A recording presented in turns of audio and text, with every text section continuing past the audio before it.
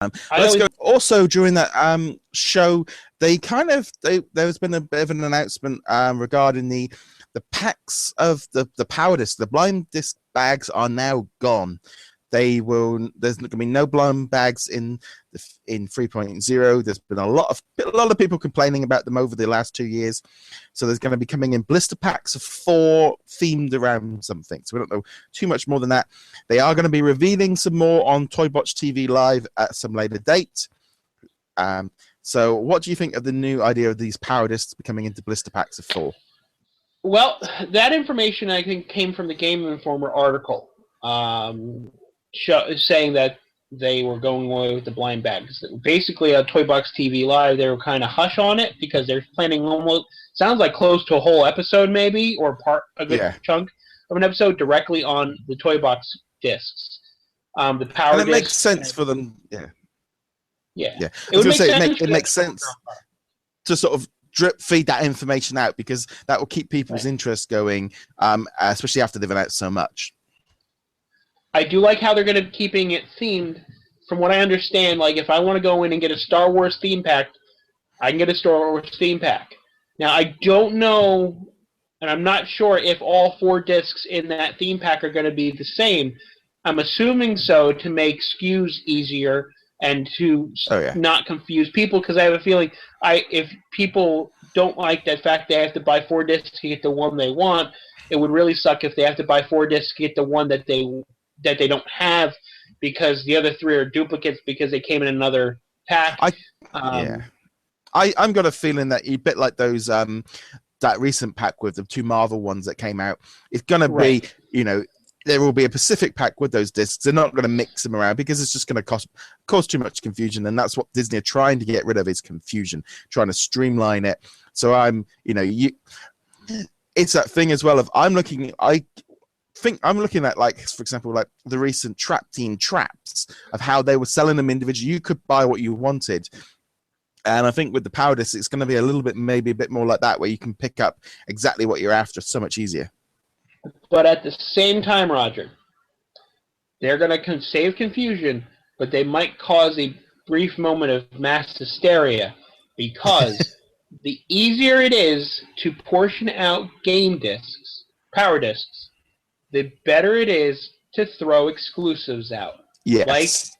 Like the 2-pack that right now seems to be very exclusive to GameStop and maybe a couple other retailers here in the U.S., but it's not, and it wasn't a retail-wide release. No. And they're already talking about the Disney Dream, the Disney Cruise Line ship, having those themed power discs. Yeah. And now that they announced that they did away with blind bags, that points more to more credibility to the fact that if they're going to be 3.0 power disc directly associated with the Disney Dream. I'm not saying that's it. That's all conjecture on my part. And then theme park exclusives, they were talking about theme park exclusives as far back as 1.0. Yeah. But also, I mean, in the past, the last for 2.0, they had those albums with those power disc packs that were exclusive. I could see Walmart have an exclusive pack, Target have one, Toys R Us have one, GameStop have one, and it makes a lot of sense actually to keep the retailers happy. And also, they can keep reprinting them, so they don't necessarily have to, they don't have to be difficult in that way. I mean, I am going to suggest maybe pre-ordering things online for those, if they do become like that, might be a bit easier for people to get hold of than going to the store trying to find it. But yeah, I'm also, there's a part of me that's like, but in all honesty, I think the move away from blind bags is going to be great. It means I don't have to buy 25. What did I buy when Marvel come out? Like 25 packets. When Disney came out, 25 packets, and then I'm stuck with all these doubles, and I've got to sell them, and I've got to send them away, and it's like the cost of just posting everything afterwards of what I didn't have, and I still need a few discs. The idea of I could have gone in and just brought all of them straight up, no hassle. And if there was discs I didn't have, then at least know I can go find them easier through other means rather than blind bags, which I'm still after a couple of discs from the Disney original set. So I'm really excited about the idea that they've dropped the blind bags. I think it's just a better idea all around. I I talked to JV like the first time I talked to him was about 2 years ago, and at that point we were still big at Vinylmation Kingdom, our sister site, and he was very excited with the Power Disc because he had made them akin to Vinylmation with the trading aspect, and that was basically their reasoning, and the reason they developed it the way they did was Power Discs were tradable, community involvement. I don't think they were expecting the backlash that it happened. I think a lot of it had to do with the fact that the rare discs were easily obtainable in Series in 1.0 because of the scratch method on the things. Even 2.0, you still could scan the discs at home and then return them. The methods were not in place to prevent people from doing that. I think that might have ruined some of it. But I also you're right. A lot of people. I'm spending throwing so much money at the game, and I'm getting all these doubles, and no one wants to trade all these doubles because the ones that they're getting are quote worthless. Yeah. And then Toys R Us goes and says, "Okay, we're going to throw these Power Discs down." Granted, 1.0 Power Discs were not as cheap as they are now. I mean, 25 cents a pack now are crazy, but. Yeah, I mean, I know also with the US, specifically with those the Toys R Us exclusive ones that they brought out originally, they were handled pretty bad with exclusive things, which caused a lot of confusion. So I can see why going into 3.0, the Power Discs, they're the way they're going to do it. I'm also one thing me and Abe talked about last week was it allows for content to be spread out better, which is something I'm excited about, because if you think of it with 2.0, we had 40. We had 40 like a month later, and then we had 2 Power Discs for Aladdin, and then 2 Power Discs for the Marvel, and that was it. So we've only had, there was, at least with 1.0, you had 3 different waves.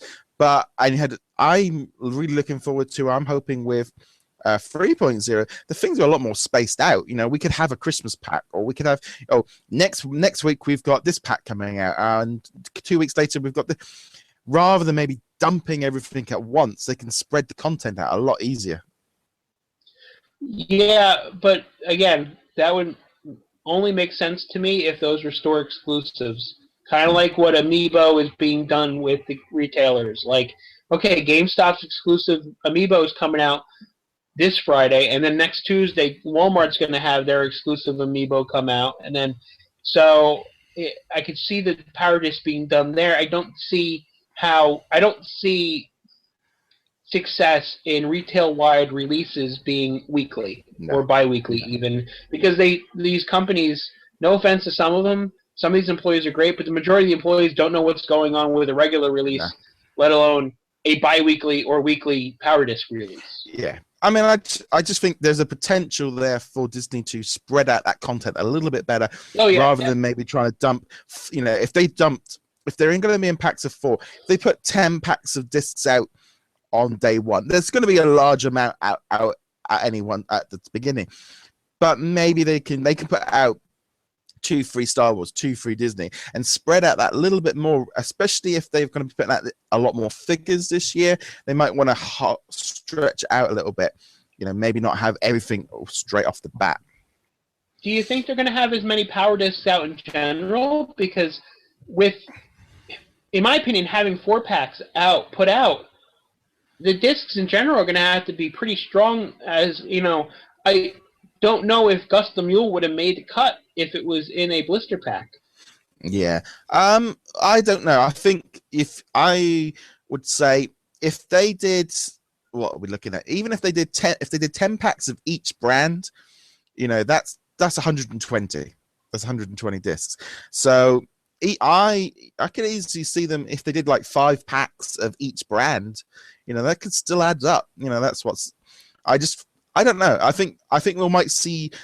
I think we're not going to see anything less than 100 discs. I still think we'll see 100 discs, whether or not that's spread out. Gotta do some math there. 25 packs times $10. That's still $250. I'm assuming they're going to be roughly price point is going to be roughly $9.99. So yeah, that's where I was sort of $10-12 is where my sort of math is working out. And obviously, if there's some freebies and stuff, because this is the other thing I was thinking of. you know, that, for example, they could turn around and say with the pre-order bonus, oh, you buy the starter pack, here's a pack of power discs.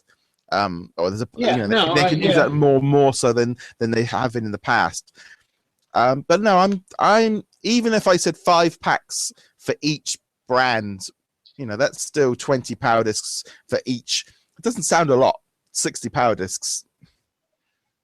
Yeah, it still adds up though, and Yeah. I have a feeling since it's not going to be blind bagged, that they're not going to be dropping down in price as quickly or as inexpensively as these blind ones. I mean, I doubt we're going to be seeing them down for $1 or $2. It's No, just because yeah, you're going to be more like $5 would be probably the bargain price. right, exactly. Yeah.